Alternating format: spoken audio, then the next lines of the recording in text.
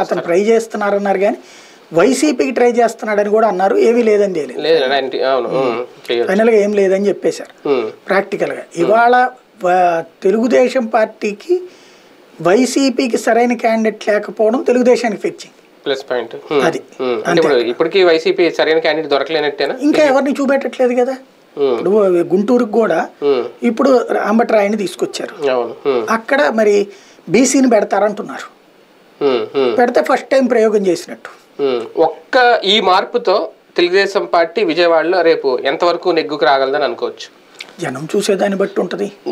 అవతల ఉన్న ప్రత్యర్థులు కానీ అవతల ఉన్న ప్రత్యర్థులను బట్టి అసెంబ్లీ నియోజకవర్గాల్లో కానీ ఎంత పోటీ ఉంటది కానీ లేకపోతే చెప్పలేం. అంటే పార్టీలో లొక్కలొక్కలు లేకుండా సమన్వయం చేయగలిగితే, నిజంగా చిన్నీని పెట్టి సమన్వయం చేయగలిగితే మళ్ళీ పూర్వవైభవం వస్తుందా? ఎవరండి సమన్వయం చేయడానికి? పార్టీనే సమన్వయం చేసుకుంటది. చిన్ని పార్టీ నాయకుడిగా పనిచేస్తే చాలు. ఇక్కడ కేసీఆర్ నాని పార్టీ నాయకుడిగా కాకుండా తన నాయకత్వంలో పార్టీ నడవాలని